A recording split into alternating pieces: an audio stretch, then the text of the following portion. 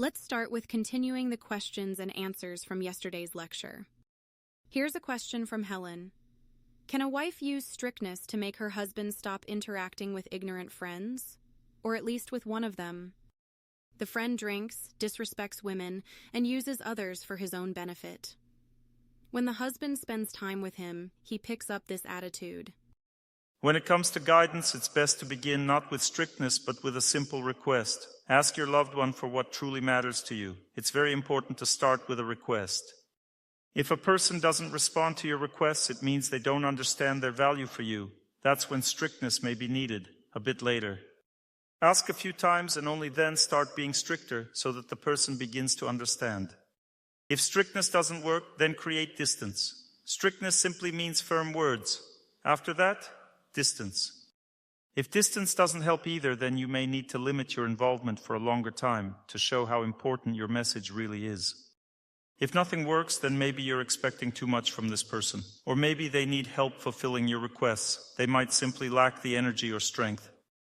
There are different ways to reach someone. The key is to do everything with kindness, because harsh or angry pressure on a loved one always brings the opposite result. Kindness always comes first. After that, use different approaches. You can make requests, be strict, create distance. You can even set conditions, but all of it should come from a kind place. The main problem is that people don't know how to be kind. They either push roughly or just endure in silence, because maintaining kind relationships is not easy.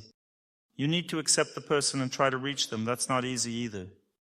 Natalie asks, what should a wife do if her husband doesn't apologize after saying or doing things that cause pain? He just switches to everyday topics that still require a response. And so he draws me into conversation and further communication. How do I avoid becoming a doormat, talking to him again without seeing any remorse? Don't engage. Learn to keep your distance. It's really about asking, how do I become strong-willed? You just have to learn. If you don't, things will only get worse. If someone is weak, others will always take advantage of them through manipulative or indirect ways, or through everyday tactics like dragging you into conversation. But keeping distance doesn't mean cutting off communication completely.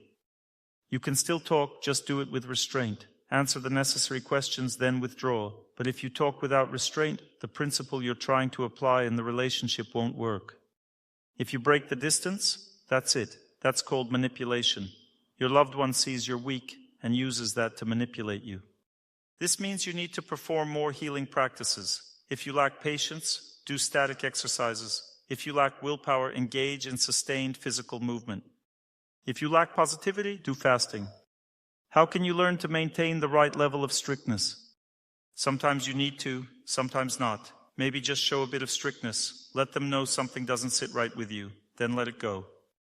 Then, in a new situation, again, show that you're not okay with it. This way you slowly build momentum, until your loved one realizes this is something that shouldn't be done. Sometimes we want too much from a close person and start creating too much distance and strictness. Then the close person will also get tired of it. He'll also start creating more distance and being stricter. So there needs to be some balance in your desires. Change the other person and change yourself. Because I'll say it again, if you don't serve your close one, if it doesn't bring gratitude to your heart, then the desire to change them also becomes a kind of disease. Sometimes we suffer from strictness, always wanting to change the other person. That's also a disease. It destroys relationships. Trying to make everyone adjust to you, that's no way to live either. There has to be some balance. You need to try to help the person understand that they're causing problems, and at the same time try to get used to your close one yourself. Because there are different ways to live. Strictness is not one of them. It's an extreme measure. Living means moving closer or further away. If it's hard, you step back. If it feels okay, you get closer to the person. Strictness means when your close one doesn't understand something, you act more firmly. But again, strictness should be kind. You're just trying to explain your point of view in a more firm way. The most important thing, don't start a war with your close one. Often people endure things for a long time and then explode, and think that's strictness. Strictness is when you say things kindly but firmly, and if the person still doesn't get it, you take some distance. But still kindly, this kind approach, coming closer, stepping back, it's much better than yelling, panicking, stomping your feet, throwing tantrums, or making demands. Such a method is sometimes acceptable. That's when you've lost your balance. Then you need to apologize and continue living normally. But the best method is to develop inner strength and try to change the situation with that determination. You have to learn to communicate in a way the other person can actually understand. Start kindly, then speak more firmly, then, if needed, push and take some distance. If they get the message, great, goal achieved. There are many ways to reach understanding. You can do it through kindness too, not just through strictness. Thank you. Andrew asks, is there any point in changing friends, or will new friends still be the same according to karma? Of course there is. You should always be growing in your relationships. If you're growing spiritually, look for friends who are growing too, and try to share your approach to life with your old friends as well. If the old friends aren't interested, if they keep living the old way, then it's better to spend less time with them. Look for friends who live the way you live, and spend more time with them.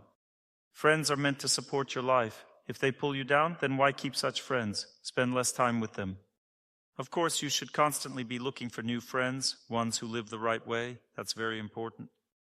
The old ones, if they don't want to live right, then they're not really friends, not really willing to be close to you.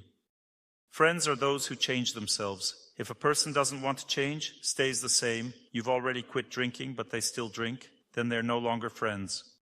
You tell them, I quit drinking. If they're ready to hang out without drinking, that's fine. If they're not, then that stage of life is over. It means they're not your friends anymore. Keep friends who want to live differently. If you've become religious, you pray, then find religious people. If your friends don't want to pray, they're not your friends. That should be the principle. Helen asks, what if a person doesn't respond to strictness? How to reach them so they listen? We can't live separately. We sleep in different rooms. If someone doesn't respond to you, it means you're not doing anything for them.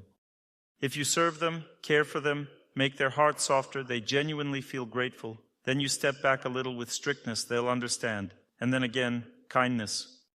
If you're doing nothing for the person or serving them poorly, or you're just being strict too often, that's not helping anyone anymore. If you're always wanting something, constantly pushing, trying to change them, then of course they won't respond. A person responds when they feel grateful. If they're not grateful to you, or just an ungrateful person, and don't respond, keep serving them, treat them kindly. Gratitude will arise in their heart, because God is grateful inside their heart.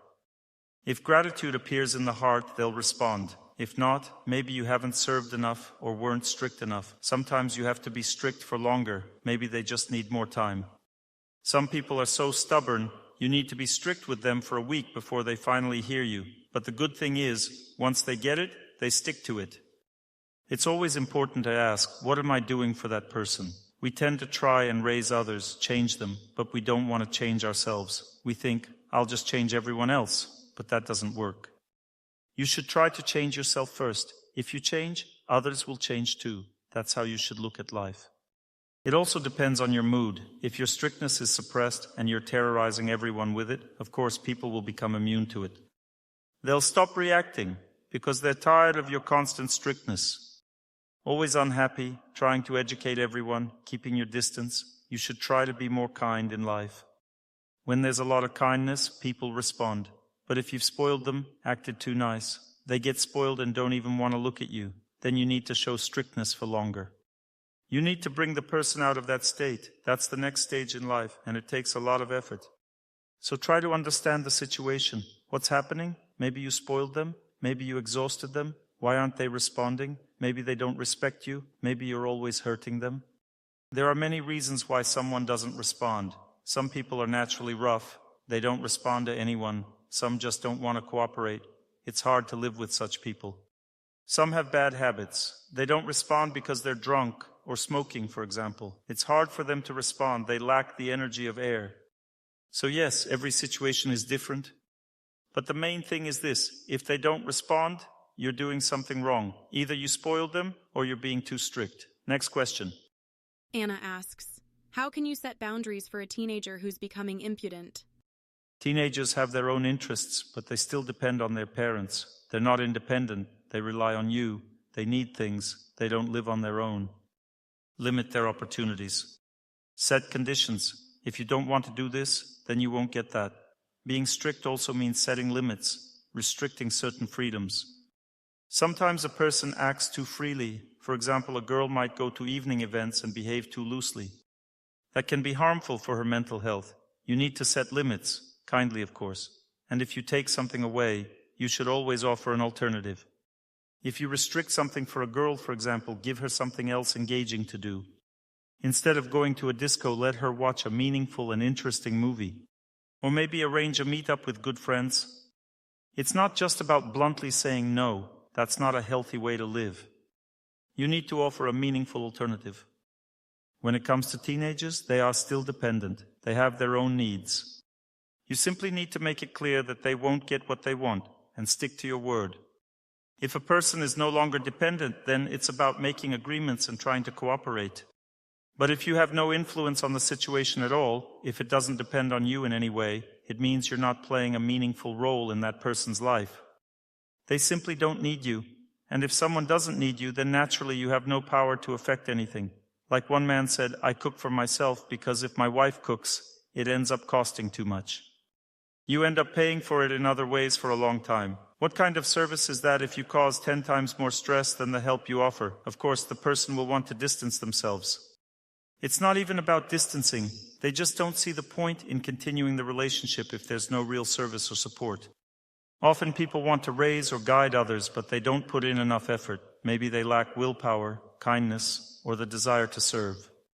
Many people don't realize that strictness is just the tip of the iceberg. To apply strictness properly, you need to first serve the person, be kind, and stay optimistic.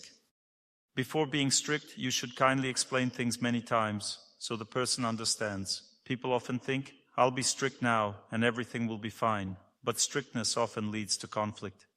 In any relationship, it's very important not to allow things to escalate into a war. We talked yesterday about 2 types of moods in relationships.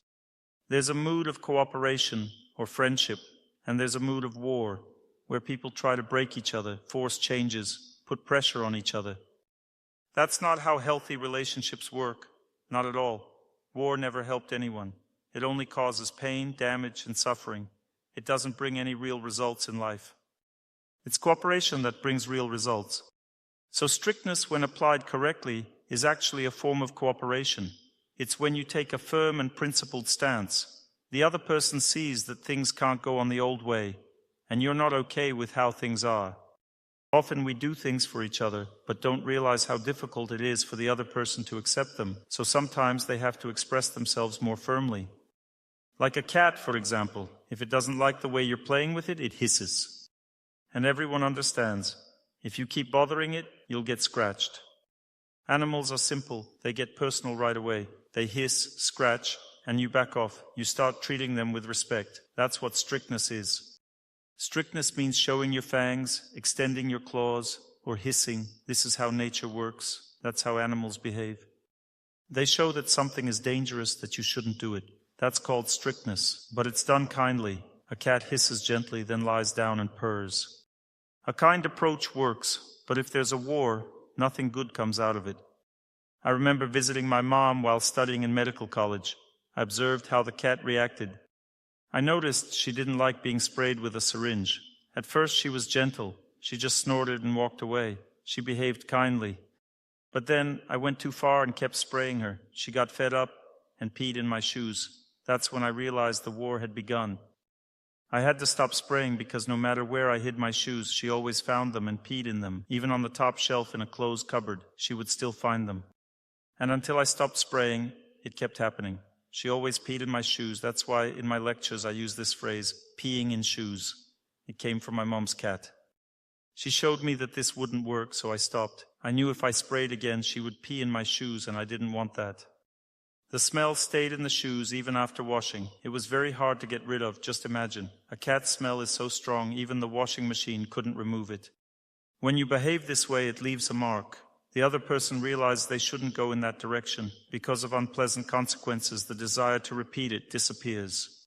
You get the message through to someone close, which is often very hard. People get used to each other and stop reacting to requests. If someone doesn't respond to your requests, take a step back, act more firmly, show your strength of character. If you're kind and serve someone close to you, and they're used to your kindness, they will notice your strength of character and realize it's better to feel happiness in a relationship than suffering. So they'll agree and behave better in that specific situation. But I'll repeat, the main problem we have is that we want to change those close to us too much. That's usually the issue. Instead of changing ourselves, we try to teach others, but at some point they stop responding. They get fed up, so it's better to learn patience, acceptance, and kindness. Imagine two people who tolerate each other, who've gotten used to normal character flaws, not something serious like cheating, drinking, or hitting. I mean getting used to small flaws in behavior, like a harsh voice or sensitivity. Once you're used to someone, life becomes easier. And not trying to change the person unless it's an extreme case and something really unbearable is going on. Often people don't even realize what they're doing. It's better to leave it. Change is needed when someone is deliberately harmful, when they cause trouble on purpose. That's when strictness is necessary. For example, when someone breaks moral boundaries, like a man looking at other women, or a woman flirting with other men, or someone who constantly leaves a mess and never cleans up. When someone's behavior causes serious distress, that's when you need to step in and influence the situation. But if a person is just a bit different from what you prefer, learn to adjust. Accept them as they are. That's also okay. You don't always have to change people or be strict with them. The best way is to get used to each other, accept one another, and treat each other kindly. That's ideal. But there are exceptions like harmful habits, breaking moral rules, or neglecting responsibilities. For example, you can't just get used to a husband who doesn't work. If he's not working, you need to set clear boundaries right away. Start by separating your finances and then stop providing for him. You have to keep increasing those boundaries so he understands. If he doesn't start working, his life won't continue normally. Of course, there are exceptions. For example, if the husband worked a lot, got tired, and now he's resting while the family has enough money, that's fine. Like one man I know, he worked on shifts for many years, earned enough to buy an extra apartment, and had steady income. He stopped working because he was exhausted and needed to focus on his health. His wife didn't like that he was home all day, so he started going out just to give her some space. The family had enough money thanks to rental income. They lived well. He simply couldn't continue working after so many years. He was tired and needed rest. He took care of his health. In such a case, don't disturb the person. Let him rest. He's earned it. There's enough money. What more do you need? Leave him alone and let him recover. After resting for a year or two, he started doing something again, started working. This is how we should approach people, not just insisting on our own rights all the time. Sometimes we need to understand what someone else is going through. Why are they behaving this way? For example, during her period, a woman might be very moody. You should understand this and try to treat her more gently. Don't overreact or complain that she's too emotional. It's better to keep some distance and avoid irritating her during this time. Similarly, when a man comes home from work, he might be tense and exhausted. That's not the time to lecture him or be strict. Understand that he's having a hard time. You can help him relax by, for example, running a warm bath. Water often helps relieve work stress. When he gets home, send him straight to the bath. After soaking in warm water, he'll feel more relaxed and calm. When he feels better, the arguments stop. Often we try to fix a person without adding anything positive to their life. For instance, if a man drinks, it might mean he lacks the energy of water. He may just need to go swimming. Sometimes he's not against it. He just can't push himself to go. Help him. Go with him. Buy a membership and join him so it's easier with company. Or instead of meeting at home after work, meet him at the swimming pool. He finishes work and goes straight to the pool. This way he gets used to relieving stress. If he lacks water energy, offer warm baths. If he lacks air energy, go on walks with him. In that case, walking is the key. Let's say you came home from work. If you're very hungry, eat a little, then go for a walk. Or go for a walk right away if you're not hungry, and then get on with your tasks. Just half an hour of walking is enough to relax you. You get some air energy, and you feel lighter. Or let's say someone is feeling negative, and it's a hot climate. Step out into the sun, take a short walk, and that's enough. Negative emotions go away, the person receives the sun's energy, and they continue living happily. This is basically the idea. That's how you need to understand it, because often people think that strictness is the only way to correct someone. But it's the extreme method, when nothing else works anymore. Most of the time, what people really need is kindness, not strictness, to serve them, be patient, accept them, and learn to live with them as they are. But you shouldn't get used to sin. If someone cheats, drinks, hits, or steals, that shouldn't be accepted. Please tell me if someone provokes emotions, hurts with words during a conversation, offends. How should strictness be used in that case?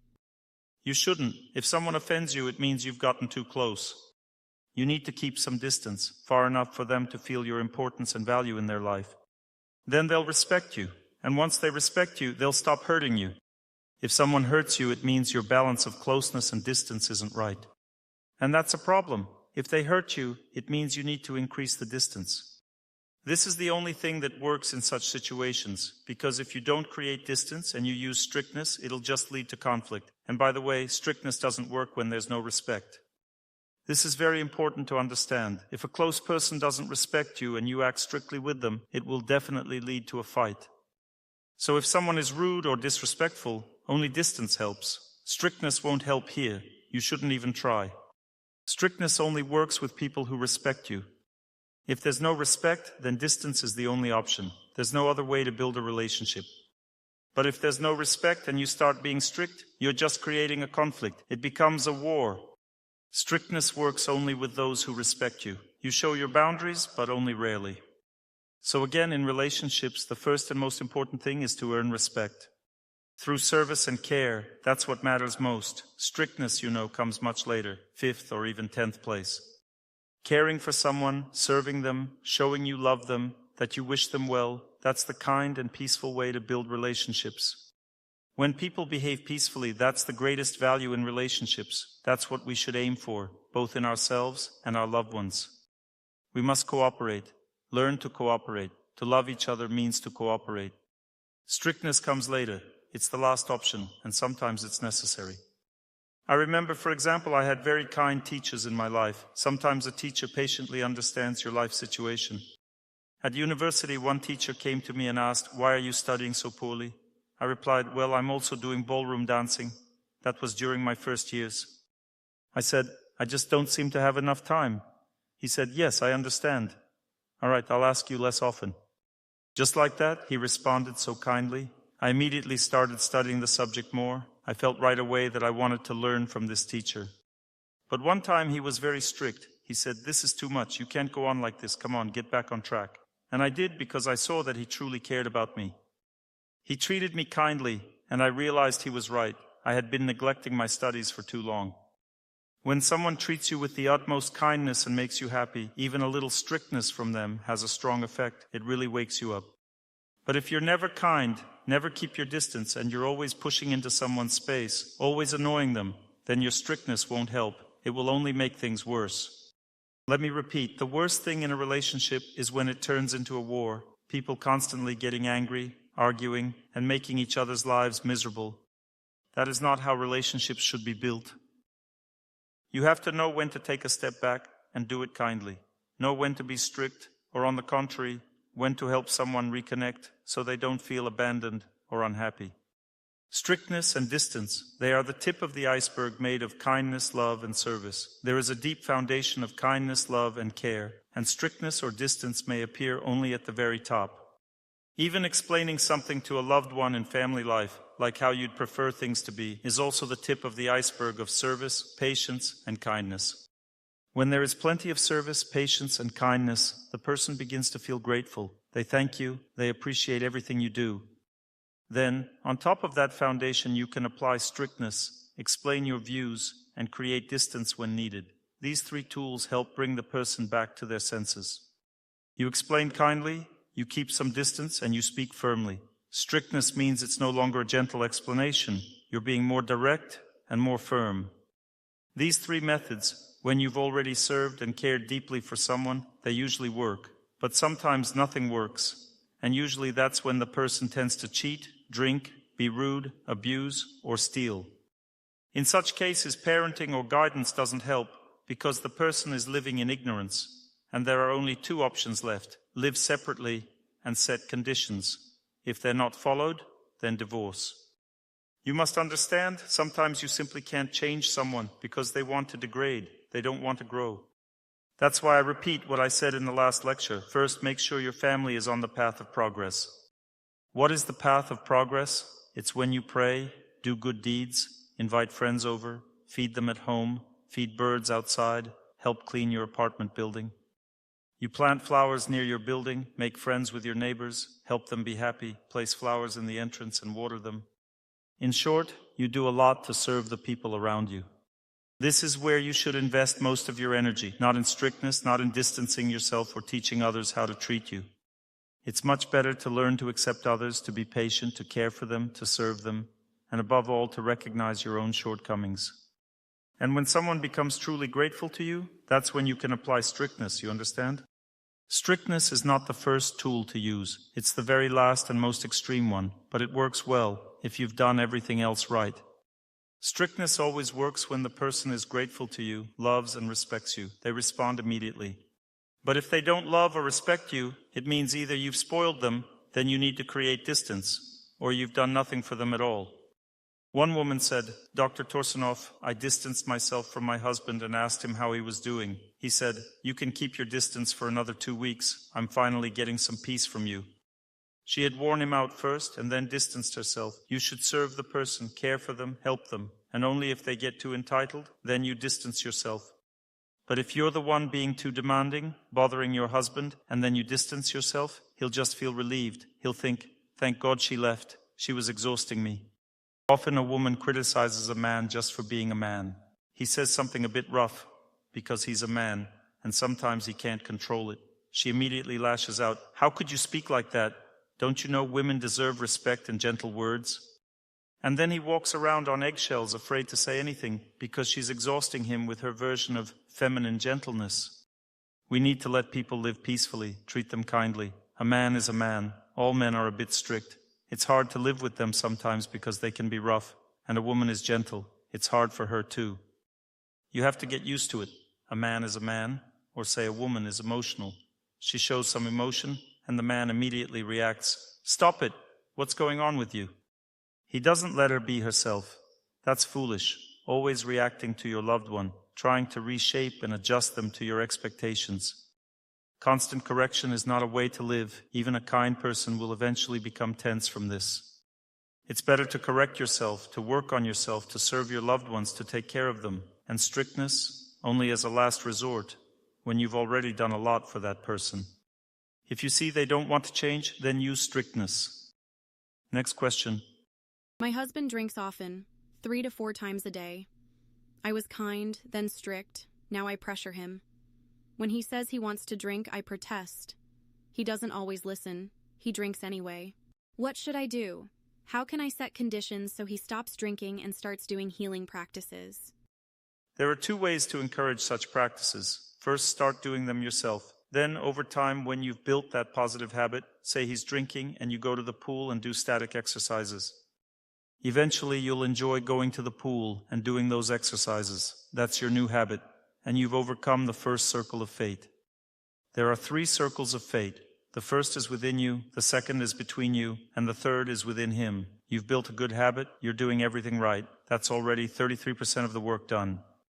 Next, you start telling your husband how good you feel, how easy life has become for you because of your new habits. You tell him your mind has become calmer, you feel better, and that already improves your relationship because before you were disturbed by his behavior, but now you're not. You feel peaceful, you've become emotionally independent. Then keep sharing how much you enjoy these things. That's the second circle of fate. When you talk about it and he starts to agree, yes, that's a good way to live. You're not forcing him to live like you. You're simply showing how good this lifestyle feels for you.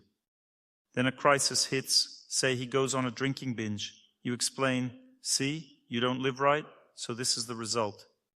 You need to talk to him when he has a hangover, not while he's drunk, but when he's feeling miserable. That's when you say, "Come on, dear, let's go to the pool. Look how good I feel. I don't drink, I'm at peace, but you're suffering. Let's go together."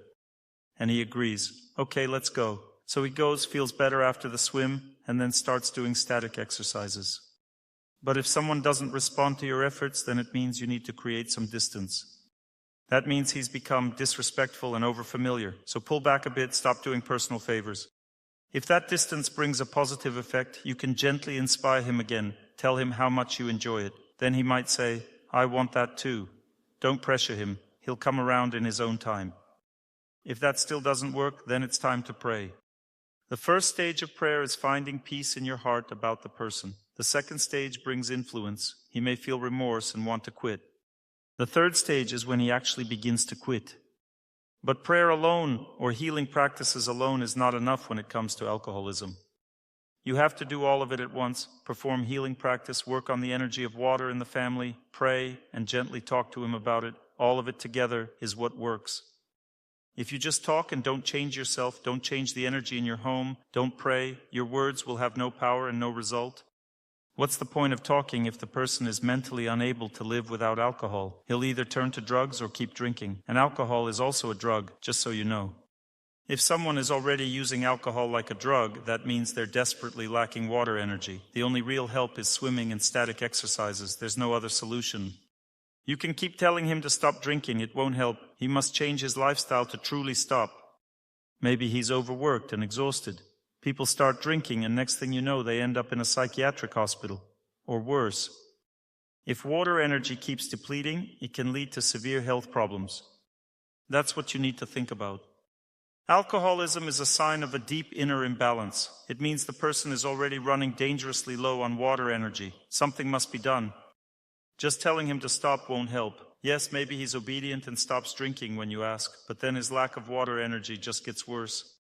Instead of drinking, he becomes irritable, angry, anxious. So yes, he stops drinking, but now he walks around filled with rage. Is that any easier for you? He drinks and he's calm. Why is he nervous? Why does he drink? Because he lacks water energy. That's why he'll be nervous too. So drinking becomes his way of holding himself together, a way to maintain some sort of balance when he doesn't know any other way to live, because he has no energy left. So just the fact that someone drinks, it's not the worst thing. It means they're lost, trying to cope, to calm their mind. Some even build theories around it, like just have 1 glass of red wine a day. To avoid becoming a full-blown alcoholic, some say just have a small glass of red wine every day, and it's fine. But then the person constantly smells like wine. They're always in a slightly tipsy mood. This is what we might call mild, adapted drinking, and it's a clear sign of water energy deficiency. They're just trying to cope, trying to adjust somehow. But wouldn't it be easier to go swimming for 6 months and fill yourself with water energy? Alongside that, do static exercises to get your inner circulation going. And when you do that, the desire to drink simply fades away. You stop creating problems for yourself through alcohol. So your goal should not be to force someone to quit drinking. Instead, inspire them to change their life through your own example, through prayer. Sometimes even a good personal example doesn't inspire the person. In that case, prayer is needed, specifically to help them begin healing practices. And they will start because they only lacked a little push. After all, they live with you. The fact that you're working on yourself, that's already great progress for them. They just needed a bit more, a different kind of influence. Maybe they were surrounded by the wrong people. That needs to change. You need to treat the person kindly, pray for them. Encourage them to sit in water, to do static exercises, kindly, not by force, but gently, so they feel inspired to do it themselves. And then everything will naturally begin to change.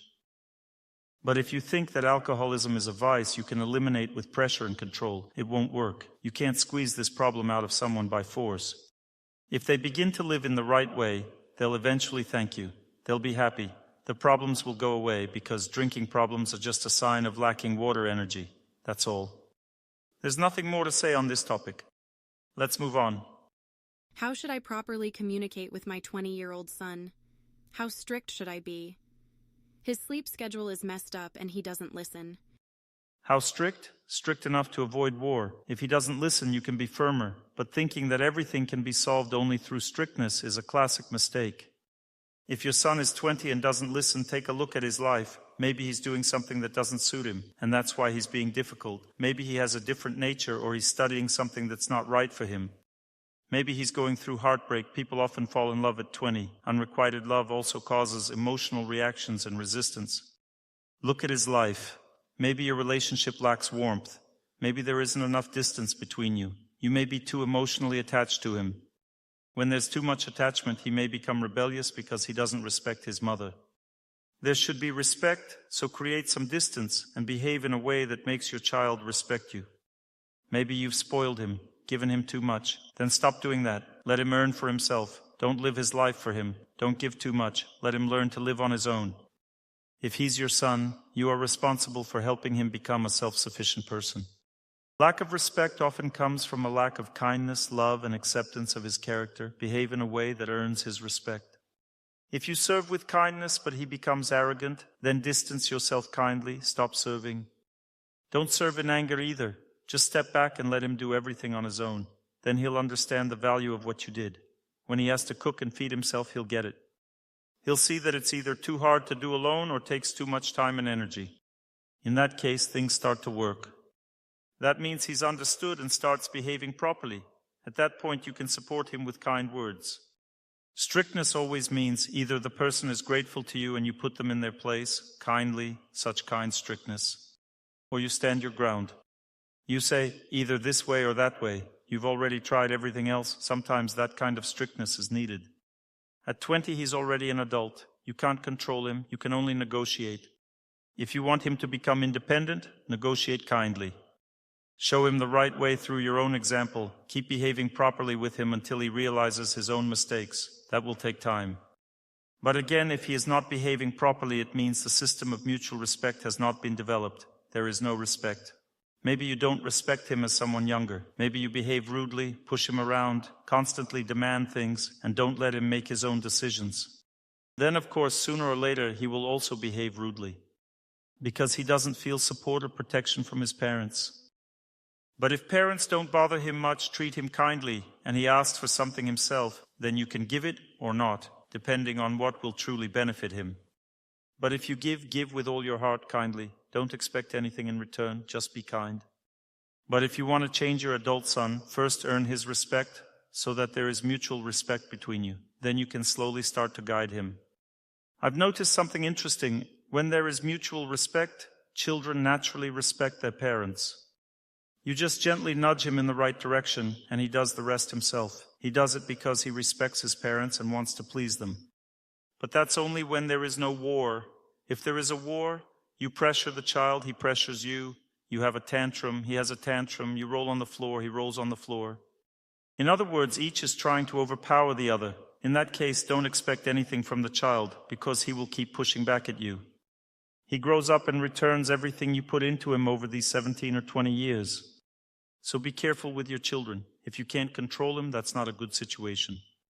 It means you haven't earned his respect. He doesn't listen to you, or he has become insolent. You once saw him as an idol, and now he doesn't obey you.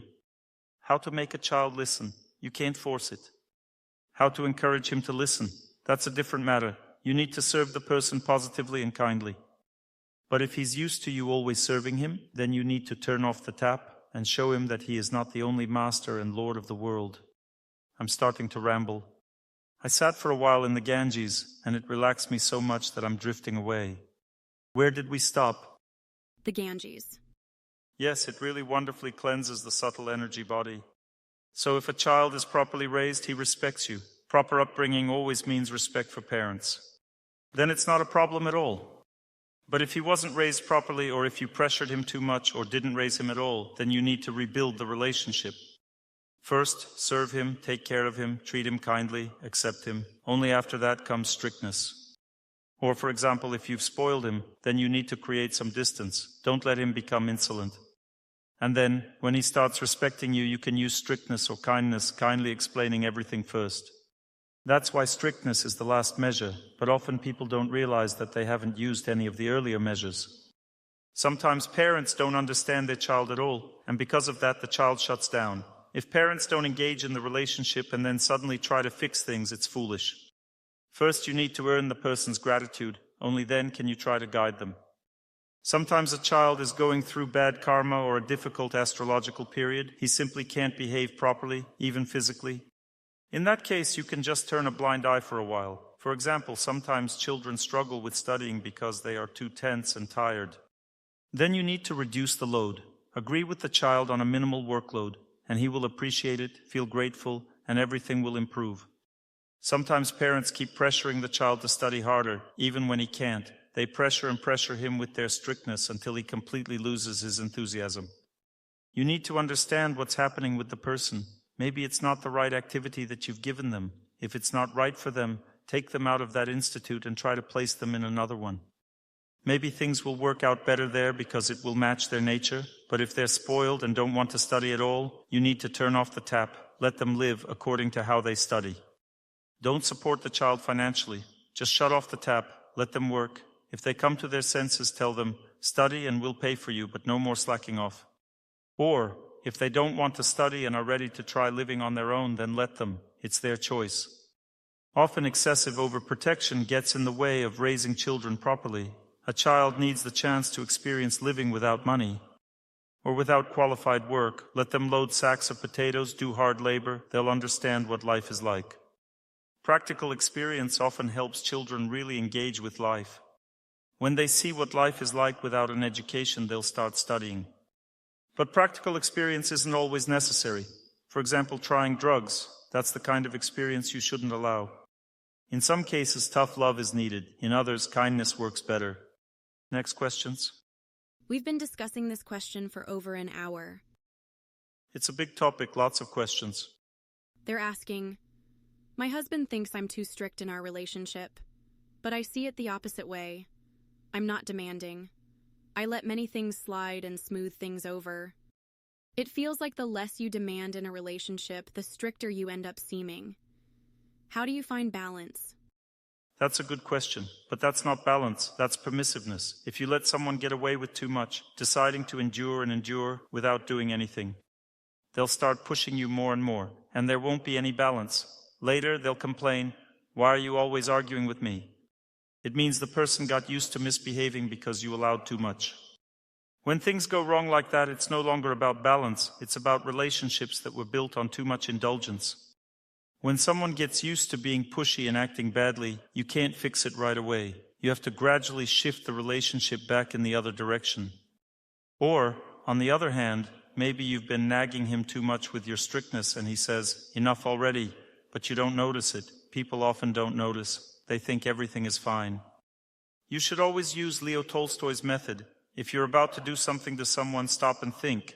How would you feel if they did the same thing to you? For example, a woman might say, I'm a woman, so it's my place to manage the home and correct my husband. A man shouldn't correct a woman, but I can because I'm a woman. In this way, the woman creates a privileged position for herself. She gets to control, but the man doesn't, just because he's a man. Or a man says, I'm the man, so I'm the head of the household. I get to be in charge, and you don't because you're a woman. This is where Tolstoy's method comes in. If you want to do good for someone, first think, how would you feel if someone did this kind of good to you? This is a valuable method for people who have drifted away from healthy behavior in family life. Drifting away from healthy behavior basically means you don't like it when others treat you a certain way, but you do it to them anyway. For example, there are people who just love giving advice all the time. They're always telling everyone what to do. But such people usually can't stand being given advice themselves. Try suggesting something to them and they'll lose it immediately. That's called inadequate behavior. In this case, you should try to bring the person to their senses kindly. You can either mirror their behavior back to them or just gently help them realize what they're doing. If someone keeps getting offended all the time, you can start getting offended at them over every little thing too, just to show how it feels. Or you can simply point it out to them. You can say kindly, why are you always getting offended? If they do get offended, you can distance yourself. Don't support this kind of behavior. Imagine if someone kept getting offended and you just got used to it and started treating it like it was normal. They would just get even more offended. And if you later try to correct them, they'll say, why are you picking on me? I've always been like this. I'm behaving normally. They'll claim that you're the one acting weird now because you're constantly pointing out their behavior. That's a very good question you've asked because it's actually very important to understand this. We are often completely inadequate in relationships, and this inadequacy can spill over into everything, even cheating. That's how it happens. For example, a man keeps trying to educate his wife. You should tell him, how would you like it if I kept giving you advice all the time? Would you enjoy it? He'll probably respond, I'm a man. I have the right to give advice. You're a woman. You don't. People like that always try to defend their rights, claiming they have more rights in the relationship. In that case, you need to distance yourself and stand up for your rights and help them see that they don't have any special privileges. Say, imagine if someone treated you the same way. Would you like it? Sometimes you have to act it out for them to really see how it feels. So, inadequate behavior in relationships is when someone thinks they have the right to do something, but their partner doesn't. and this can happen both with men and with women.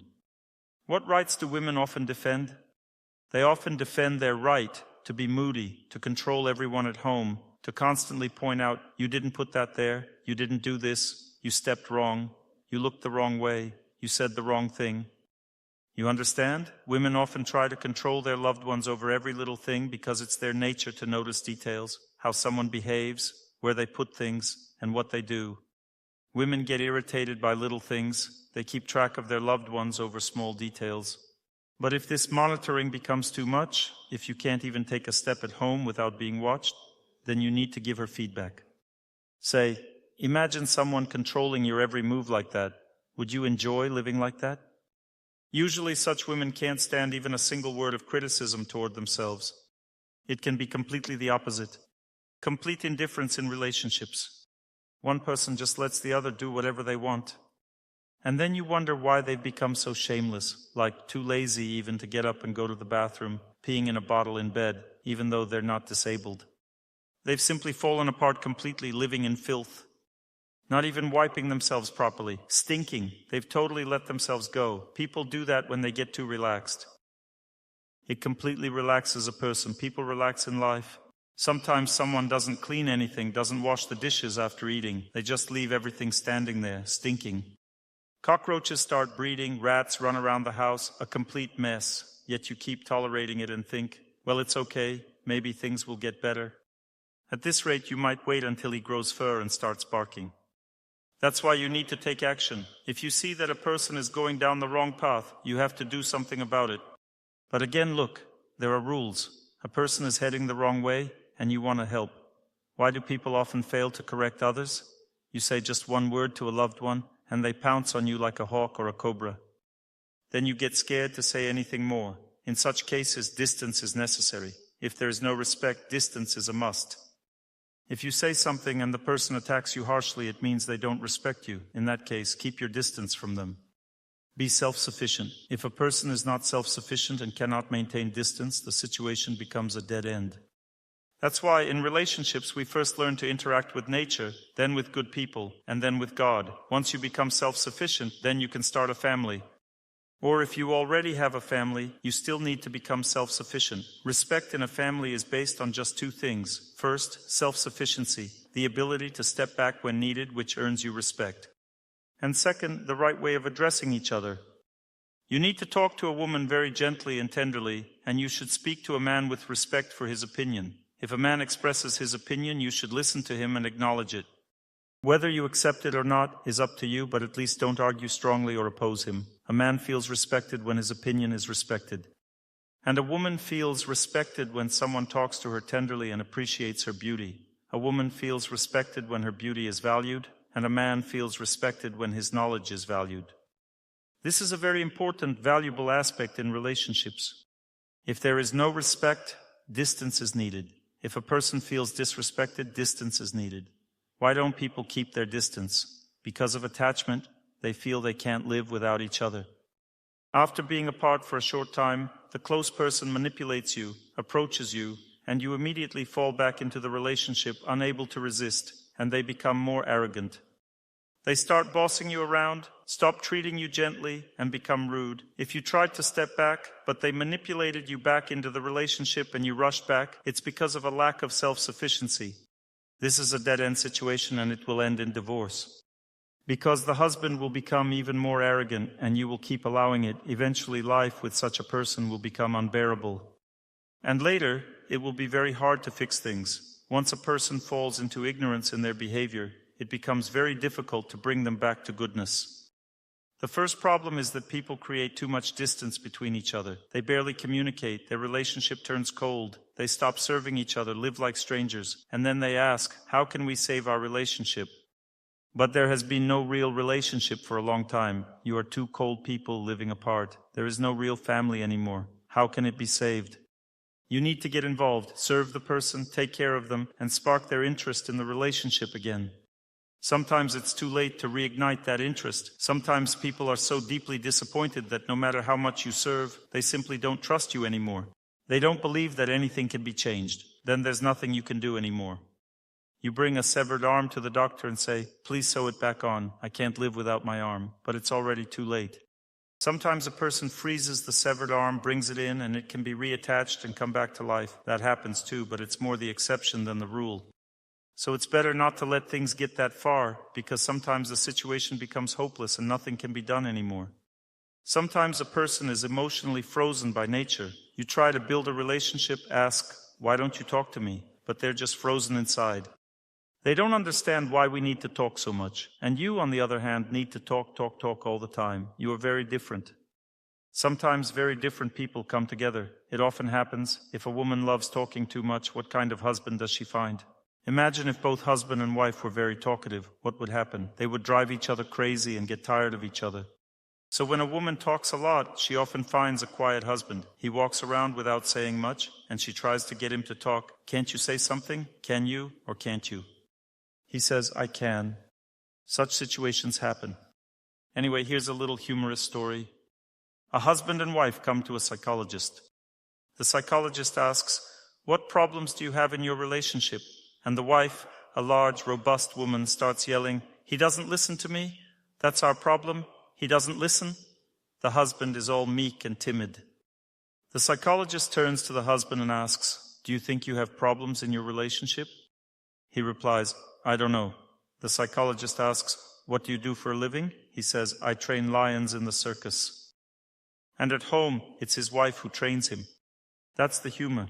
It's so funny to watch. This is an extreme case when things have gone too far. She barks at him and he just faints. He's all thin, worn out. She has completely exhausted him. These kinds of extreme cases are shown. It's hard to describe them fully in words. You really have to see them. I couldn't even think of a name for this humorous story. This little story clearly shows how people can push their relationships to extremes. And these extremes don't just happen by accident. Most often they arise because people become too close, too attached. If you keep enduring, and the other person keeps pressing, it gets to the point where they don't even realize they're doing anything wrong. They think it's normal. The woman thinks it's normal to constantly criticize her husband. The man thinks it's normal to bark at and yell at his wife all the time. These extremes come from a lack of self-sufficiency and too much permissiveness. Sometimes a person is naturally cheerful and kind but finds it hard to set boundaries with their wife. It's easier just to do what she says. As a result, she becomes more and more brazen. Or sometimes a woman is very humble by nature and keeps saying yes to everything. The husband keeps making demands. She keeps running around fulfilling his orders. And what's the result? Naturally, he becomes rude and arrogant. That's why self-sufficiency, inner strength, the ability to be alone, the ability to enjoy solitude greatly improves relationships. It's a wonderful thing, and we should all strive for it. You know what I would advise in relationships? Stop thinking so much about how to change your loved one. Instead, focus on learning to sit in cold water, do static exercises, engage in long, continuous movement, fast, and pray. In other words, develop a healthy lifestyle, make good friends, do kind deeds, build a way of life where you won't suffer too much from your partner's shortcomings. For example, even if they have flaws, you remain emotionally stable and don't suffer much because you're self-sufficient. Once you've built that kind of life and become self-sufficient, the next step is to invest in your relationship. You have a loved one who's dissatisfied, who's going through difficulties, suffering like everyone else in this world. So try to serve them sincerely. Just do your part. If it's a woman, treat her very gently and kindly. Let her be moody. You just help her in a way that makes her feel grateful. That's the second stage. If it's a husband, for example, try to nod, agree, and behave kindly. Even if he gets arrogant, speaks rudely, or keeps giving unsolicited advice, just try to make him happy. When a person begins to feel gratitude, only then should you start guiding or correcting them. By that time, you'll be self-sufficient and respectful, which means you're ready. There are 3 approaches. The first is distance, the simplest. You stop talking or getting close, and the person notices and begins to change. The second is strictness, using firm words, but you shouldn't insult. Strictness combined with distance. The third is clarification. This is a method of strictness, but it must be done properly. You speak the truth calmly, without being pushy or exaggerating. Don't make a mountain out of a molehill. On the contrary, share your truth gently so it doesn't overwhelm the other person. Don't pour out so much truth that they feel worthless and you look like a saint. Your truth shouldn't come across as if everything is fine with you and everything is wrong with them. Just point out both your flaws and theirs and try to encourage cooperation through that kind of conversation. But you can only inspire cooperation in a loved one through respect. Without respect, there can be no real cooperation. Because cooperation means you love each other and want to stay together. Often people live together but don't really want to be together. It becomes more like a civil marriage. Civil marriage, people just don't want to truly be together. You started trying to correct him, created distance, but he doesn't care because he doesn't want to be with you anyway, and you pulled away. He thinks, okay, I'll take a break from him, no problem. You understand? That's why I say, trying to educate someone, distancing yourself, being strict, or trying to explain things, all of that should come last in a relationship. The first thing in a relationship is self-sufficiency.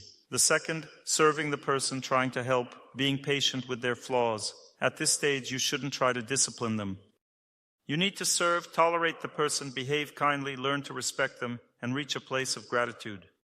Once gratitude appears, then you can start discipline. Now you can express what you need in the relationship, but start gently. First try to explain. If they don't listen, then comes distance. Still not listening, then comes strictness. If they still don't listen, live separately, set conditions, and if nothing changes, then it's goodbye. Because you're doing everything you can, but if the person just won't engage for a long time, what else can you do? People often start with the wrong question. They ask, how do I correct my partner? But can you maintain distance? Are you truly self-sufficient? You start trying to fix them, then you say, now he's trying to please me, and I don't know what to do anymore. That means you're not truly self-sufficient, so why did you try to educate him in the first place? First, become self-sufficient, perform healing practices, do good deeds, make good friends, pray in the temple. It's a long process of bringing yourself into balance. It's a long journey. It takes time. Then you'll gain strength. You'll become strong and independent. Use that strength to uplift your partner, serve them, care for them, treat them kindly, and be patient with their shortcomings. Learning to be patient is very important. Before trying to change someone, learn to endure them. Learn to accept everything about them, all their flaws. Accept and digest them. If you've digested a person, it means kindness has become the foundation of your relationship. First comes self-sufficiency, then service, then acceptance and patience. Kindness grows from patience. If you can endure someone, you can speak kindly to them. Even if they're angry or yelling, you'll still stay kind because you've learned to be patient. And patience is rooted in self-sufficiency. If you're not self-sufficient, you'll never be able to tolerate anyone. You'll always be irritated. Once you've learned to tolerate a person, then you can begin to discipline them. Now you have everything, self-sufficiency, the ability to serve others, and you inspire gratitude through your service. You tolerate their personality, their quirks. You've gotten used to all of it. Now turn that habit not into negativity, but into kindness. Don't just get used to a person. Treat them kindly, like a mother who accepts her child even if he keeps bringing home poor grades. She says, it's okay, all kids are different. Mine is non-achiever, but that's fine. I accept him as he is. That's called love. Because she accepts him, she can help him grow into a better student. She helps him improve gently. Every child has different abilities. She sees her child has weaker ones. Maybe he'll just be a factory worker, but he'll be a good person. Because his mother gave him love, warmth, and care. He will treat others the same way, with kindness. Even if he's just a worker, he'll still be a good human being.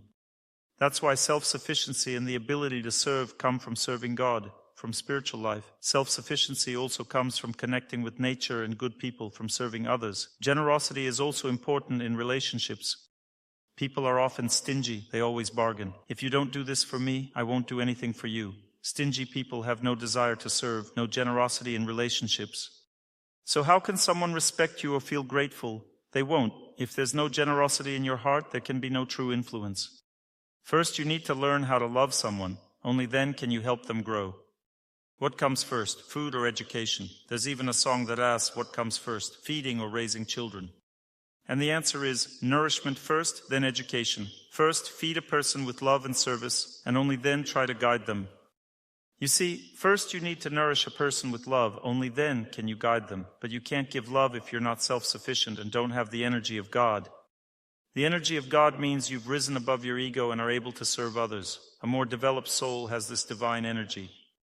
When someone can't pray, can't go to the temple, can't worship, can't serve their elders, and constantly argues and complains in their heart, when a person lacks divine spiritual qualities like patience, acceptance of destiny, carrying their cross through life, they won't be able to raise anyone. To raise someone, first you need to accept them. You must learn to serve them, to love them.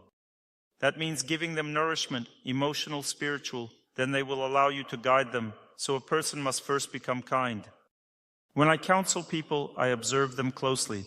They often want me to fix their relationships. And the first thing I look for is kindness. That's the main sign whether I can help or not.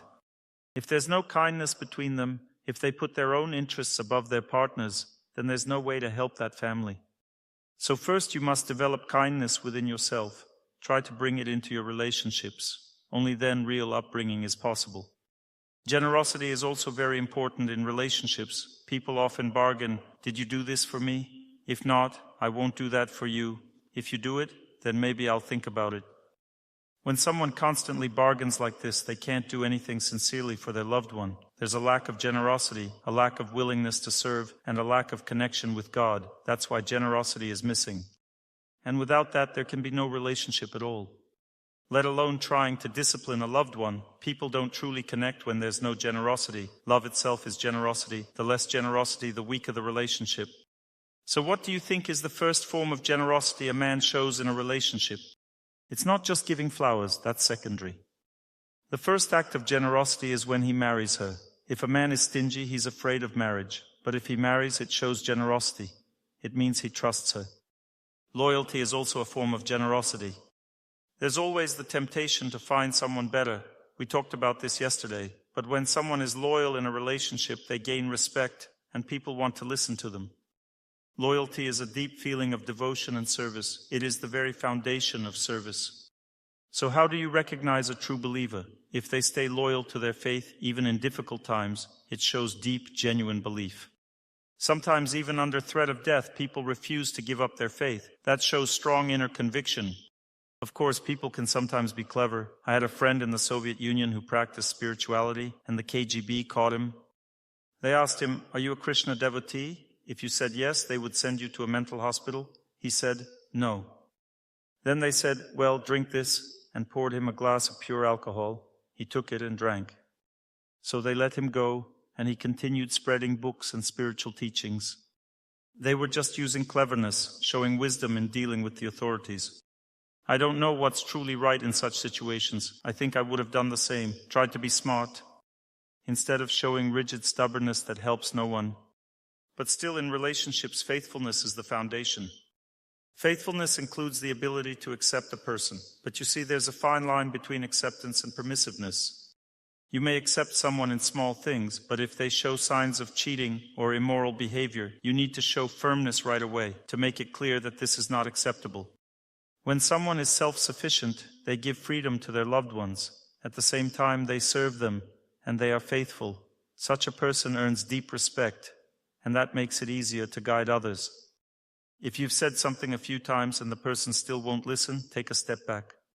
If they keep refusing to listen and stay stubborn, increase the distance, live separately, move toward divorce. Then they might wake up, realize they could lose someone valuable, and start to compromise. It's very important to understand, if a family is not built properly, there's no way to raise anyone. I repeat, no way.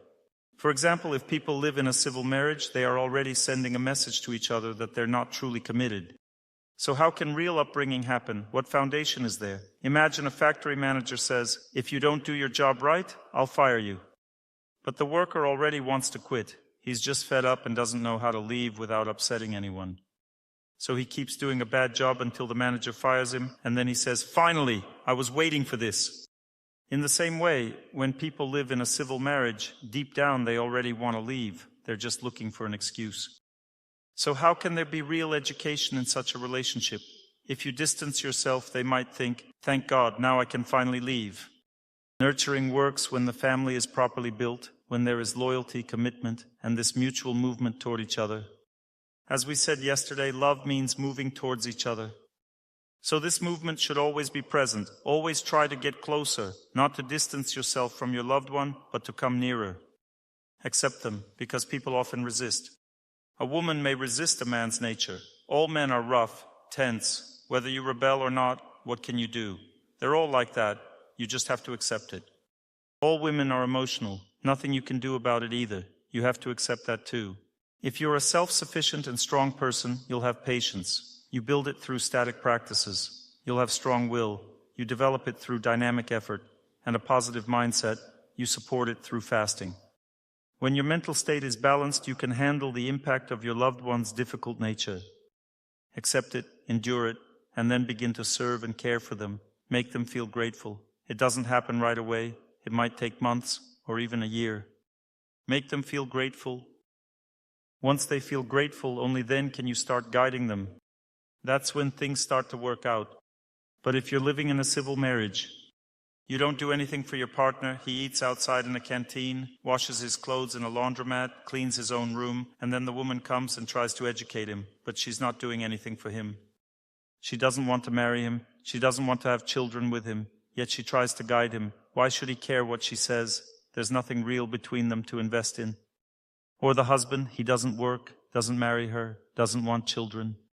She ended up marrying someone unclear, and now he wants to teach her something. She's like, just go already. I don't even know how to politely break up with you, and you're trying to educate me? That's why it's foolish to think that nurturing is the first and main tool in a relationship. It's actually the last thing you apply, only after everything else is in place. This must be clearly understood. Relationships begin with love. Lots of love, care, patience, responsibility, acceptance, and kindness. Do you know what kindness is? It's when you accept someone as they are. That's real kindness, and it's the most important thing. Of course, some men are harsh, rude, and angry. It seems impossible to accept them. But kindness means agreeing with reality. Yes, he's like that. What can I do? And slowly, because you've accepted him, you can start to help him change. You know, we conquer our fate in stages, and acceptance, that's the very first stage.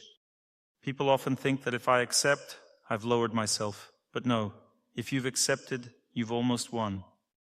The next step is easier. That's why people fear accepting the nature of their loved ones. They think, if I accept now, they'll get arrogant, behave worse, and completely take advantage of me. But it doesn't work like that. If you're self-sufficient, have accepted your loved one, and treat them kindly, they'll already start to change. They'll already become better. If you explain something to them kindly, they'll feel truly grateful, just because you said it with kindness. Sometimes you need to be firm and strict. Once I had a situation like that. I was a child, about 12 years old. I went to visit my relatives in the countryside, and at that time I absolutely loved mushroom picking. There was such a forest, and I have no sense of direction at all. I couldn't remember where I came from or where I was going, and the forest was full of mushrooms. I'd never seen so many tasty mushrooms before.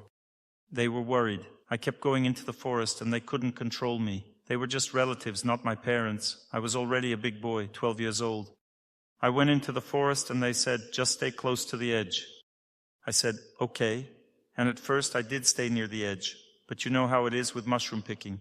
One patch here, another there, then a third, then a fourth. After 5 minutes, you have no idea where the edge is anymore, or which side you even came from. And you know what? I really got seriously lost. I didn't even know what the village was called, or what street or house it was. I had just arrived and knew nothing, but somehow by a miracle I found my way back. They were in shock, but they treated me so kindly. I really came to respect them. They fed me, took such good care of me. Then they looked at me and said, listen, don't ever do that again. Do you realize what you did? We were so worried, we were in a panic, we didn't know what to do. And I got it. They really got through to me. They said it strictly once and then went back to kindness. After that, I never went mushroom hunting again.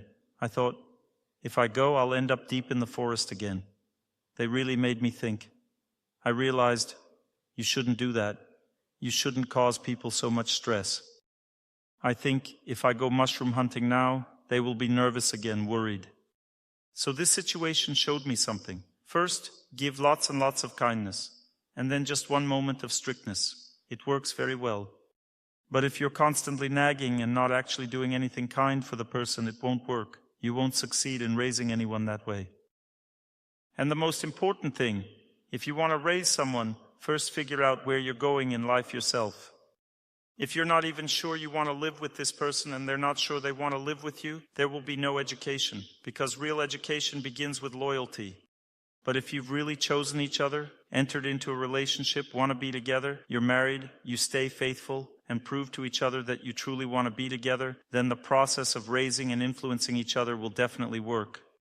Often people don't know how to explain things to each other. When you talk to a loved one, speak gently and without pressure. Try to downplay the intensity of what happened.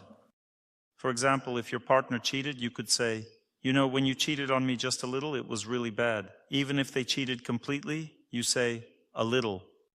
Or if they drank a bit, or hit you a bit, when you reduce the intensity instead of exaggerating it. People often say, do you realize how badly you hit me? It was a nightmare. But that way the other person just shuts down. But if you soften it, they actually understand better. It's easier for them to take in. If you dump the full weight of responsibility on them, they can't handle it. They just don't have the strength to accept it all. So when you explain something to a loved one, don't make a mountain out of a molehill. Instead say, you're acting a little off. Try not to do that. Then they'll accept it. Also, when you're talking to a woman, use fewer emotions. When you're talking to a man, don't pressure him with logic. Sometimes men push with roughness, sometimes with too much logic. Either way, it overwhelms the woman. Women sometimes pressure with emotions or make a man feel guilty. They often show that you're always in the wrong. That won't help. It only makes things worse. And insults, when people start insulting each other while trying to explain something, it only leads to conflict. A war begins, and you lose all chance of communicating properly.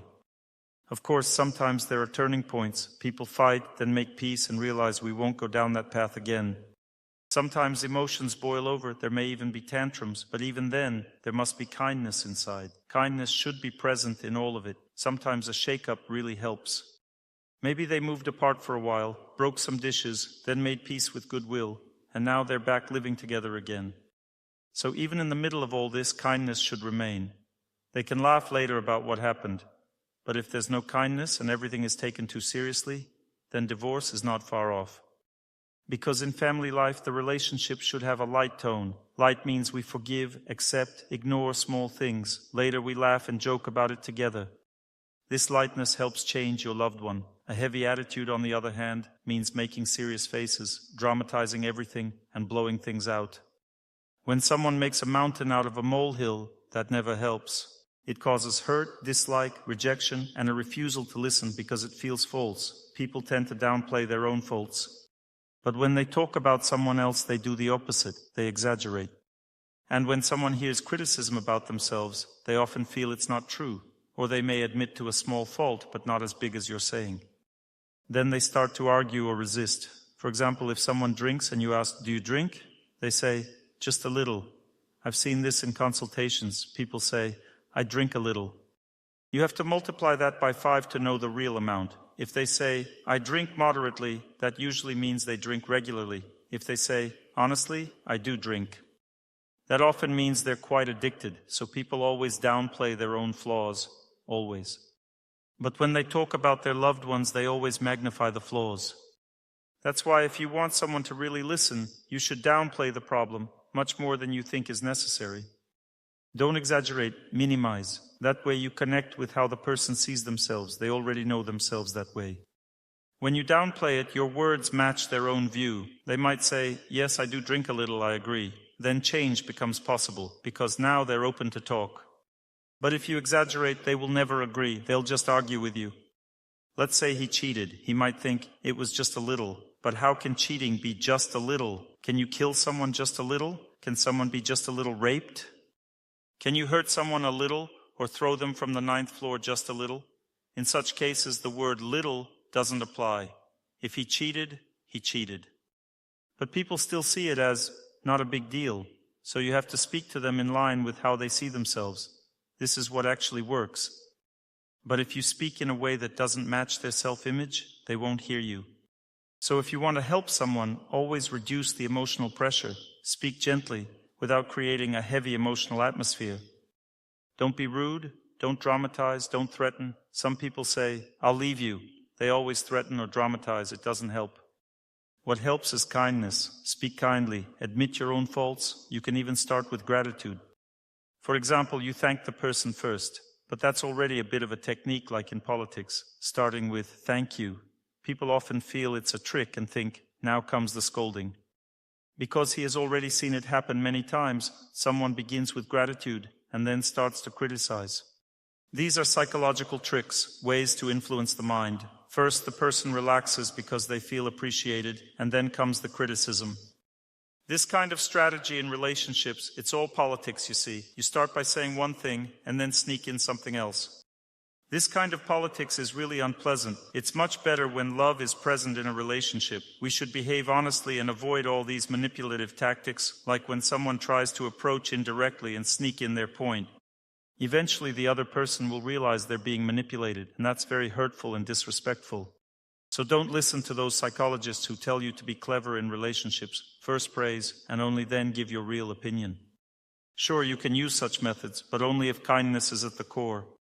If it comes from a place of goodness, it's acceptable. But if it's just manipulation, there's no real kindness in that. Manipulation always carries a hidden agenda. You're simply trying to achieve your own goals in the relationship. Some people are very political. They constantly manipulate in relationships to get what they want. It's really unpleasant and off-putting. At first it may work, when the other person doesn't realize what's going on, but after a while it just feels wrong. Are there any questions about the lecture? How do relationships change when one spouse becomes deeply involved in a religious tradition? Sometimes strictness appears and is mistaken for fanaticism. If everything is done with kindness and sincerity, will the family fall apart? Or will the spouses just start living separate lives? When a person used to live a normal life, without any connection to God, and suddenly begins to feel God's presence, they become very enthusiastic. But they have no understanding of how slowly real change happens, how gradually personality transforms. So they begin to change themselves rapidly, full of religious enthusiasm, feeling inspired and holy. Their spiritual friends support them, and under this influence of pure energy, they may transform very quickly. But their family members aren't under the same influence, so it's much harder for them to change. Even if the relatives are good and mature people, they simply cannot change as quickly as someone absorbed in spiritual culture. But because the person lacks experience, they think, if I push a little, ask, demand, inspire, they will also change. This is what we call religious fanaticism. It happens all the time, especially when someone used to live in passion, and now brings that passion into religious practice. They begin to do healing practices, fasting, deprivations, and penances too passionately. This often destroys families. Sometimes both spouses become very enthusiastic, but follow different spiritual paths. Then conflicts arise even faster. They start arguing about religion and may even insult each other's beliefs. There are even fanatical mentors who advise people to divorce their spouse just because they follow a different faith. That's pure madness. I've spoken to many non-fanatical religious people from different traditions. They are shocked by such advice. You see, mentors can be different. Some call themselves senior guides and still advise divorce. Imagine trusting him completely. See how it affects a person's mind. Their thinking becomes twisted when it comes to family life. He goes and gets divorced without even blinking. Then he realizes that it was his elders who ruined his family, and he loses faith. Or the opposite, he turns to his family and starts blaming the elders. When someone feels God's presence, holiness, and becomes deeply inspired, they must be very careful in that moment. Because such situations often destroy families, what should people do when their loved ones become fanatical? I would suggest listening to their advice and following their recommendations. Show them that you're with them, that you're by their side, that you're not leaving them. Don't argue saying, this is religious fanaticism, leave me alone. I'll fast or pray when I want. Just try to do it within your capacity and help the person feel at peace. When someone sees you moving in their direction, they may calm down and stop putting pressure on you. And then things get better. Sometimes it's a Muslim woman and a Christian husband. He might behave aggressively. She should go with him to church. It's usually easier for a woman to adjust in such situations. She can adapt peacefully.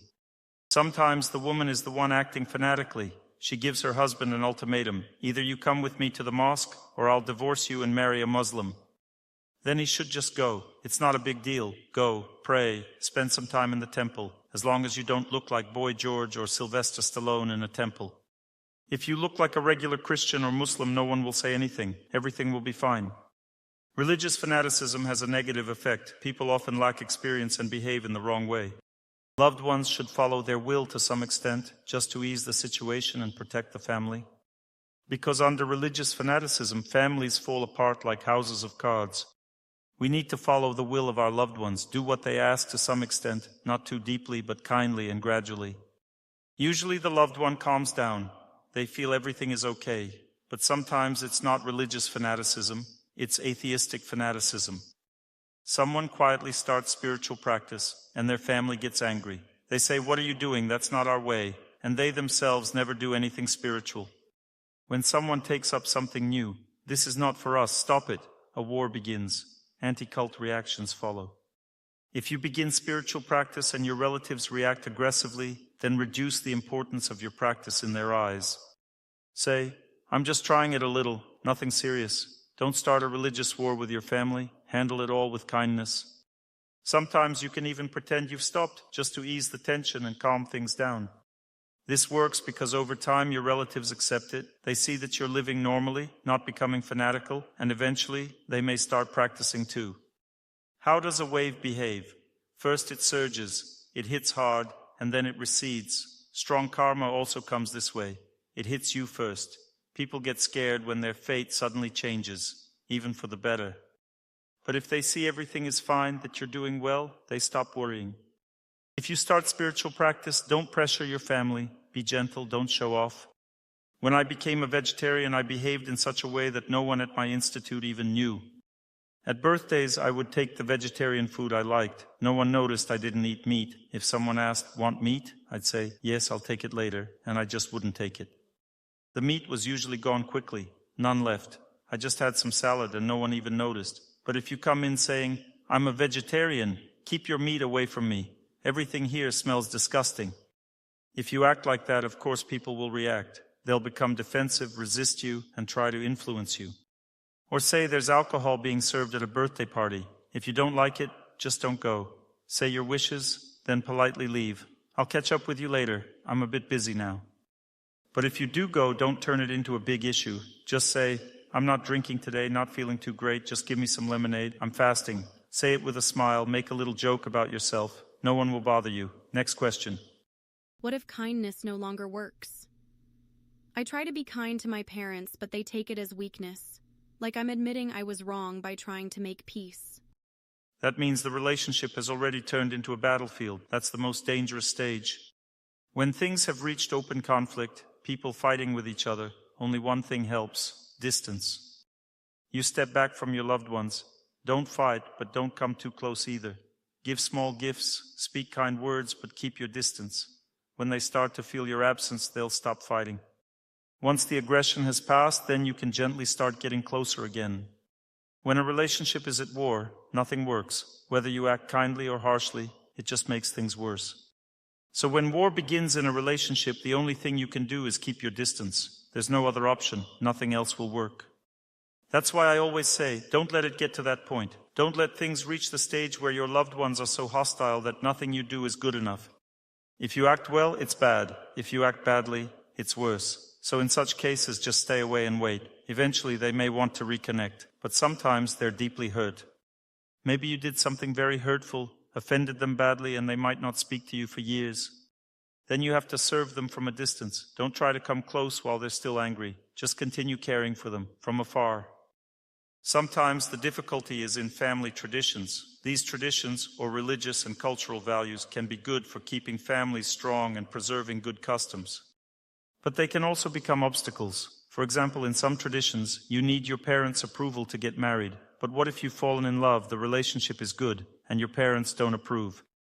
Then you marry the person anyway. And then the whole family ends up hating you, because you married her without their permission. And if you're from a different nationality or faith, then you're seen as a total traitor to your homeland.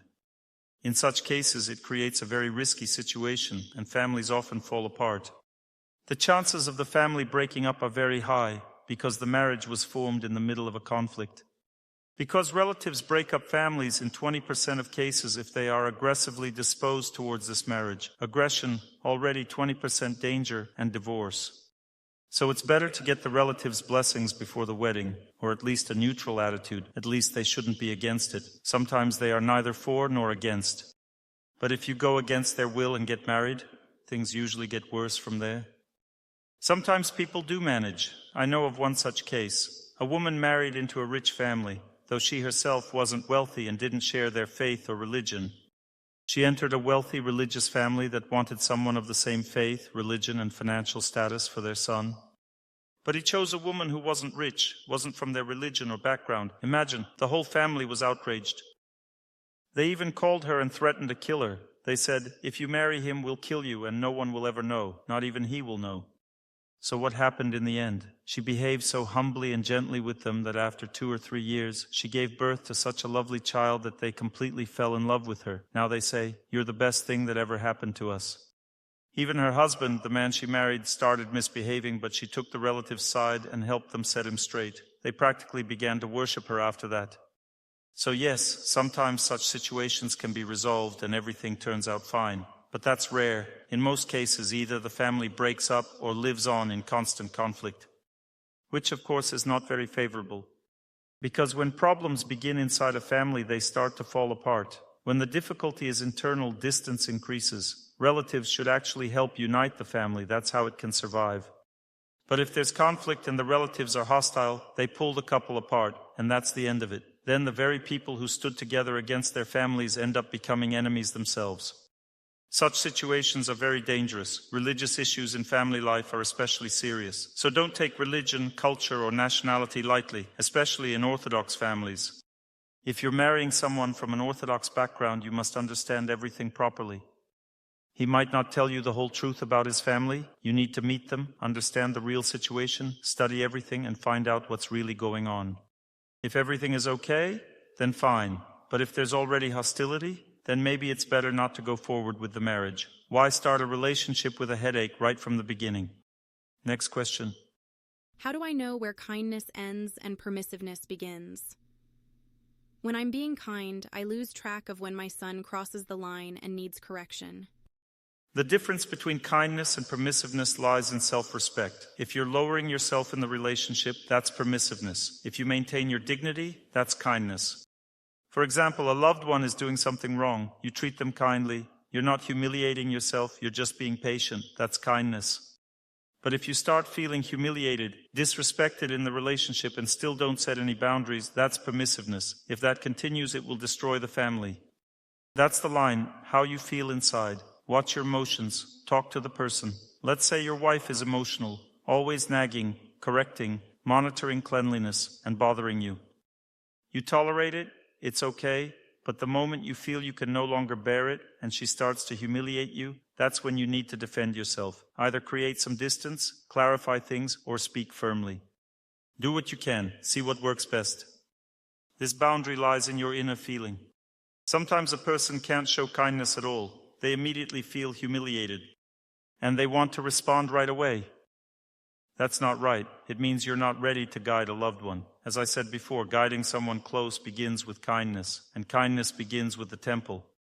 If you don't pray, don't serve God, don't have spiritual practice, then you don't have real kindness. Kindness is God's energy, not yours. When bad karma comes, people start hating each other in the name of truth. These are 2 steps deeper into difficult karma. Things get a little tough, and you start defending yourself with truth, or you simply start hating the person. That's when war begins, inner conflict. Fights, arguments, trying to sort out the relationship, or even shouting matches. But kindness means you stay balanced, even when things heat up.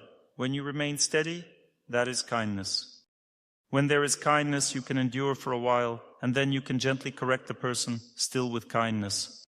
But if there's no kindness, if you can't tolerate the person at all, then you won't be able to guide them either. It becomes useless. When people lack kindness, they endure to the limit and then explode. They start yelling. This shows they can't guide others. They don't have the energy to do it. They can't accept the other person. They can't adapt. So the foundation is always kindness. Permissiveness comes when there is no kindness. You can't guide someone. You're afraid of conflict. You fear distancing yourself. You lack inner strength. Weak people can't guide others. They end up humiliating themselves. There's no strength, no kindness, no acceptance. They keep clinging to the other person, always wanting to be closer. Because of this attachment, they can't guide. They're afraid of hurting the other. They're too dependent. That's permissiveness. Then the other person becomes arrogant, starts manipulating you, and the result is always the same. The family falls apart, always. So first, develop self-sufficiency. Perform healing practices, do good deeds, pray, then serve your loved one. Try to make them happy, show them respect, awaken their gratitude. Then you can guide them kindly, without anger, without aggression, without war, without ultimatums. But the most important thing in a relationship is movement. Where are we heading together? If people don't take the relationship seriously, don't marry, don't take responsibility, don't move toward each other, it will all end in separation. You must strive to move toward one another. People fall into two categories. Some believe that luck works in life, that you just need to find someone who perfectly suits you, and they stay alone for the rest of their lives. The second category finds someone more or less suitable and goes through difficulties. They endure, struggle, try to fix things, and behave properly. The second category eventually becomes happy in relationships because they understand how to build true happiness. True happiness isn't like finding 100 rubles on the road. It's like earning that money. That's why people often believe in luck. People who believe in luck keep looking for a perfect job but never settle. One job, then another. Didn't like this one. Quit. Didn't like this girl. Left her. Those who believe in luck never become truly happy. They are always full of doubts. Those who believe in God or in hard work and the journey itself, they simply work on their relationships. They believe that change is possible, that there are no hopeless situations. You must put in effort. Even if their family breaks up, they gain experience and move forward. Eventually they become happy because they tried. But some people don't even try. They just believe they'll find their soulmate. They believe in luck. That's a dangerous idea. Leo is asking. His wife left. He was kind and attentive to her. When he showed even a little strictness, she got scared. When he cared for her and was kind, she didn't appreciate it. They separated during an emotional moment. Now they still talk and meet. In this situation, is it possible to save the family? And how? You reached your natural limit. You didn't know how to keep some distance. There was always too much closeness. That led to devaluation, lack of respect, and separation. Now you've stepped back. Why did you separate? Because you kept compressing the spring for too long. It snapped and now there's distance, but you're still connected. So now, learn to come closer and also step back. Learn to live without going too far in either direction. Now you've both been hurt, so it will be hard to reconnect. But if you're still drawn to each other, respect will grow. And if respect grows, communicate kindly and observe. If she starts acting entitled again, doesn't appreciate or respect, keep your distance again. This back and forth continues through life, slowly. Sometimes just a little distance helps. The more trust there is, the less distance you need to make your point. But misunderstanding will always exist because people are on their own wavelength. Everyone mostly understands only themselves. Don't be surprised if someone close to you doesn't understand you. In this world, everyone only understands themselves. With strangers, it's not very noticeable, but with loved ones, it becomes very obvious. Next question. A question from a man. My wife left me, maybe temporarily. I've changed, stopped drinking, started spiritual practices and praying, but I'm still suffering. What can I do to save our relationship? Look what a great wife she is. He quit drinking, started doing healing practices, listens to lectures, asks meaningful questions, and suffers. Well done. She helped him become a better person. So, what to do now? Often when a woman leaves, it's a conceptual decision. It's not because she got hurt emotionally, it's because she lost faith in the relationship. Time can heal things, as long as there's still some contact between you. If there's no contact at all, then it's hard to say what to do. You need to pray, and maybe ask relatives to help reestablish some connection. And her behavior matters too. If she's already desperately looking for another man, then it's hard to say what can be done. But if she's just living on her own, trying to recover and find her balance, then you should care for her gently, whether directly or through others. If there is contact, good. Don't pressure her, don't chase her, don't try to prove right away that you've changed. Just truly change. Become a good, stable person. Be kind in your communication, give thoughtful gifts, serve, take responsibility. With time, she may calm down and come back.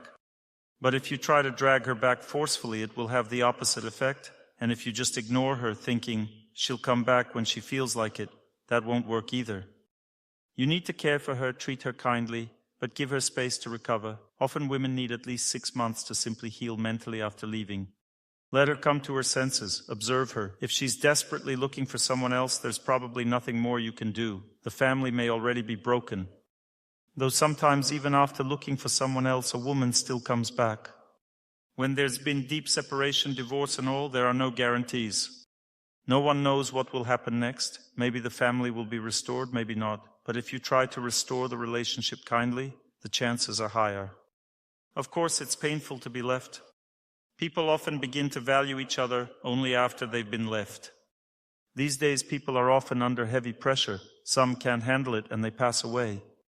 Sometimes people betray and leave you in a cruel way. It's sad, of course. People suffer, go through pain. And sometimes the reason is just bad fate. You may not have done anything wrong, but the relationship still breaks down. Sometimes there are serious reasons why things fall apart. Maybe you hurt your loved one deeply, right till the end. Sometimes it's wrong behavior. Your loved one was silently enduring, never said anything. You thought everything was fine, then suddenly they left. Anything can happen. But when a family breaks apart, it's always painful. Especially for the one who's left behind, the one who was abandoned. It's very hard to bear. But we live in a world where everyone will part ways, sooner or later. Even if only because we leave this world, one day we die. So separation is inevitable. That's why we need to learn to accept some things in life. Next questions. On one hand, falling in love is meant to help a family form. But on the other hand, it also happens when people are already in relationships. Why do people fall in love with others? Why don't we just fall in love with one person, the one who becomes our husband or wife? It's the same reason people kill each other, even put poison in food.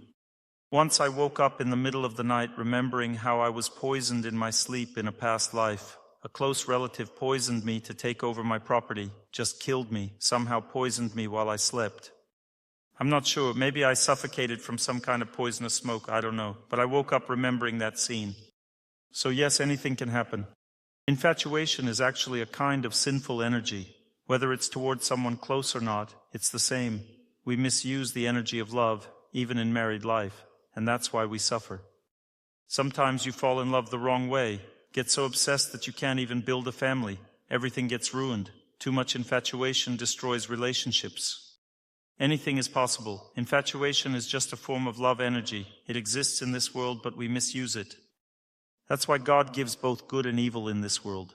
What brings us happiness, we call good. What brings us pain, we call evil. And we never know how things will turn out in this life. Even righteous people sometimes do wrong. For example, I live in a holy place where deity statues are paraded on elephants. It's a tradition here. People love it. Huge crowds gather.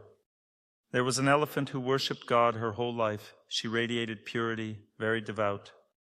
But one man came up to her and stubbed out his cigarette on her trunk. Do you think that was a normal thing to do? But she didn't know her own strength. She moved her trunk, then struck him on the head and killed him instantly. He didn't even realize what happened. It was like someone switched off his screen.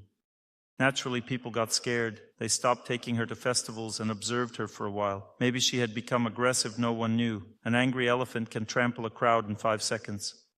It's a huge animal, several tons. That's why we can't fully understand how this world works. There's good and evil, all intertwined. Often good turns into evil. This energy of love, it's divine, but it can become the greatest evil. It can collapse a family like a house of cards. A person simply falls in love, becomes blind, leaves the family. I know so many cases, even religious people fall in love and leave their families.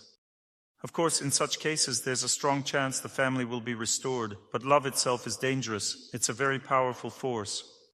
And sometimes it brings happiness to people, sometimes suffering, like everything in this world. Everything, even the most good thing, can bring suffering in the end. People also commit suicide on religious grounds. The best thing in life is faith, but sometimes people suffer because of faith. People have been burned at the stake and crucified in the name of faith. A person was taken and crucified on a cross because of his faith in God. Can you imagine? Is that normal? This is our world. We live in such a world. Therefore, love can also be dangerous here. Sometimes people throw themselves from the 9th floor because of unhappy love. Therefore, even good energies, divine ones, are often dangerous in this world if we use them incorrectly. Nothing is simple here. Today I stood in the Ganges. It's a sacred river. It holds such immense spiritual power. Ordinary water can refresh your energy. But the Ganges? It purifies your heart from sin. When you stand in the Ganges, your sins are washed away. It's phenomenal. There's no other river on earth like that.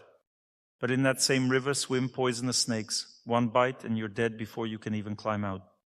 It seems like a holy river, but on the other hand, such dangers live in it.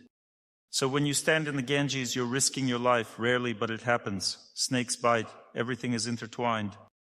You can't always tell when you'll win or lose. All you can do is try to live honestly and rightly. Still, anything can happen. Last question.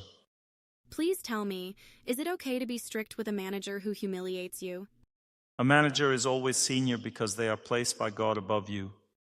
You agreed to work with this person and receive their salary, so that means you accept their authority, not spiritual or moral authority, just business hierarchy. So what should you do? Go and ask, do you think it's right for a senior to treat a junior this way?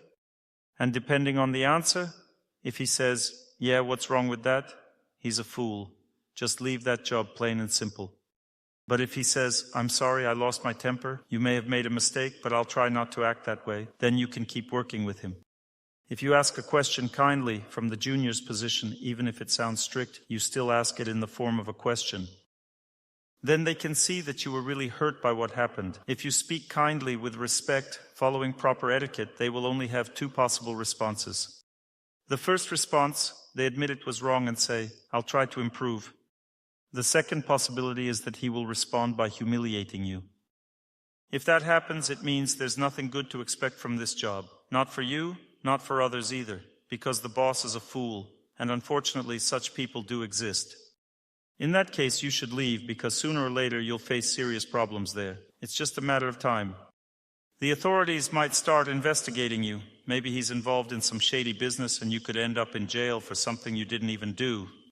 Working under a foolish boss is risky. Therefore, test him. There are people who lack self-control. Often bosses snap because there's a lot of work, a lot of responsibility. Their nerves are at the limit, and they sometimes lose control. If you ask him kindly, he may say, yes, I'm sorry, and everything will be fine. You can continue working. So it's actually good to approach your boss and ask why he said that. Just do it kindly and with the humility of a junior. Sometimes you can see that someone just lost their temper. It's temporary. In that case, you can choose to ignore it. Just keep some distance. Avoid getting too close or too involved. He may notice that you've pulled away because of his behavior, and he might start acting more gently. So both approaches are okay. Either ignore it or ask. It depends on the situation. But if you start lecturing him and acting rudely, you'll definitely get fired. And if not, then your boss doesn't know how to manage subordinates properly. If subordinates start talking rudely to their boss, they should be let go immediately. They'll ruin the whole team. Sometimes there are wise bosses. A subordinate might speak rudely, and the boss apologizes. Then the subordinate realizes his mistake, also apologizes, and things go back to normal. But that's rare. Usually, if a subordinate starts acting superior, it won't end well. It's better to let them go before they harm your reputation. Still, a boss should always control himself and never humiliate others. Some bosses insult their subordinates, and as a result, their entire business falls apart. That's why no one has the right to insult others. Only God is our true superior. No one else has the authority to humiliate people. Strictness is necessary when someone commits a serious wrongdoing. A superior can be firm, that's fine, but they still shouldn't humiliate or insult them. To learn more on the subject of health and healing of the body, please make sure to read my health guide, available for download on my YouTube channel or on my Instagram page. Thank you very much, and see you soon.